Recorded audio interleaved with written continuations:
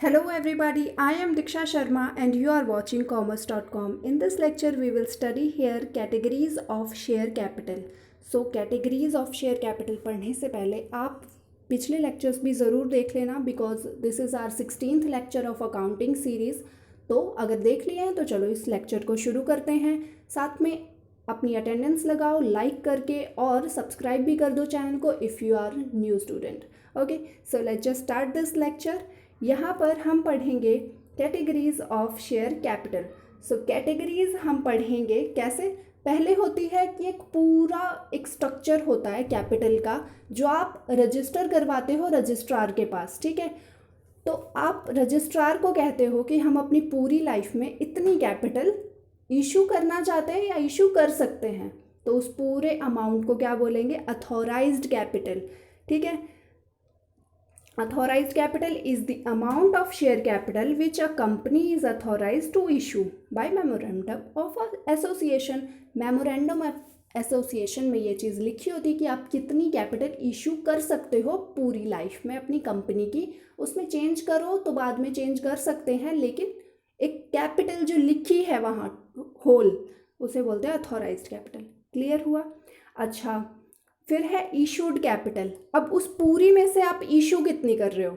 It is the part of authorised capital which actually issued, है ना, जो actually आप इशू कर रहे हो उसे कहते हैं इशूड कैपिटल. और ये हम इशू किसको करते हैं, पब्लिक को. तो यहाँ तक क्लियर हुआ. ठीक है, अब सब्सक्राइब कैपिटल. सब्सक्राइब कैपिटल होती है जिसके लिए, मतलब पूरी जो हमने इशू की उसमें से कितना पार्ट पब्लिक ने सब्सक्राइब किया, पब्लिक ने अप्लाई किया, फिर हमने उन्हें शेयर इशू किए, वो सारा चीज़ क्या है, मतलब अप्लाई किया फिर हमने, ठीक है, अलॉटमेंट कर दी उनको शेयर्स की, तो वो सारा वो क्या हुई, सब्सक्राइब्ड कैपिटल. जैसे कि आपके पास कैपिटल मान लो इतनी है, इशू आपने इतनी की और पब्लिक ने उसका भी इतना पार्ट ही क्या किया, अप्लाई किया उसके लिए और आपने उन्हें अलॉट कर दिया. ये आपको समझ में आया, राइट. ओके, सो आगे चलते हैं. अब है कॉल्ड अप कैपिटल. अब आपको पता है, आपने पढ़ लिया कि ये अथॉराइज्ड कैपिटल, ये इशूड, फिर ये सब्सक्राइब्ड, और उसमें भी पूरी की पूरी कैपिटल एक साथ नहीं मंगवाई जाती कभी भी. आप चाहे तो मंगवा भी सकते हैं कि आप पहली बार में ही बोल दो शेयर होल्डर को जो भी है कि अगर 100 का शेयर है तो 100 के 100 रुपये आज जमा करवा दो तो शेयर आपका. लेकिन आप ये भी कर सकते हो कि कुछ पार्ट, मतलब 100 का शेयर है तो 20 रुपये 25 रुपये ऐसे मंगवा लो धीरे धीरे करके. ठीक है, तो ये आपके ऊपर है. आप जितना कॉल्ड करते हो यानी कि जितना पैसा मंगाते हो वो called up capital. It is that part of subscribe capital which is called up on the shares. May be call entire amount or may be a part. Okay, अब पेड अप कैपिटल, आपने मंगवाई और उसके बाद जितनी उसने पे की, सामने वाला हो सकता है पूरा अमाउंट जितना आपने मांगा उतना पे कर दे या एक्स्ट्रा एडवांस में भी पे कर दे, है ना. तो जो वो पे करेगा, it is that portion of the called up capital which has been actually received by company from its shareholder. तो शेयर होल्डर से हमने जितना पैसा रिसीव किया वो क्या है, paid up capital. If of the subscriber, जो भी होल्डर है वो नहीं पे करता तो क्या बन जाएगा, मतलब हमने मंगाया और उसने दिए ही नहीं तो वो कॉल इन एरियर हो गया, है ना. तो इसको भी पढ़ेंगे. अब अनकॉल्ड, हमने जितना मंगाया वो क्या हुआ, कॉल्ड अप हो गया. और जो नहीं मंगाया, जैसे 100 में से 20 रुपये मंगा लिए और 80 अभी नहीं मंगवाए तो वो क्या हो जाएंगे, अनकॉल्ड.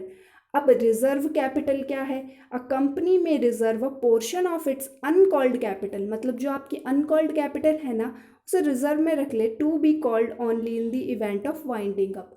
मतलब उस अनकॉल्ड कैपिटल में से कुछ पार्ट आपने रिजर्व में रख लिया, रिजर्व कैपिटल में, ये सोचकर कि जब कंपनी वाइंड अप होगी ना तभी उसे मंगवा सकते हो.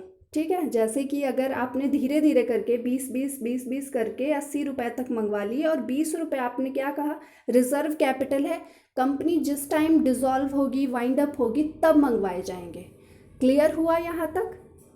ओके, सो ये क्वेश्चन मेरे इंटरव्यू में पूछा था कि रिजर्व कैपिटल और कैपिटल रिजर्व में फ़र्क बताओ, तो आपको क्लियर हो गया यहाँ से रिजर्व कैपिटल क्या है और कैपिटल रिजर्व तो आपने 11th में पढ़ ही लिया था. तो ध्यान रखना, बहुत इंपॉर्टेंट पॉइंट है ये। अच्छा, अब हम पढ़ते हैं कि अथॉराइज्ड कैपिटल के पार्ट्स क्या क्या हैं। जैसे कि हमने अभी तक जो पूरा चार्ट पढ़ा उसी को ही देखते हैं। अथॉराइज्ड कैपिटल पूरी कैपिटल कंपनी की, फिर उसमें से कुछ पार्ट इशू किया जाता है, कुछ नहीं किया जाता।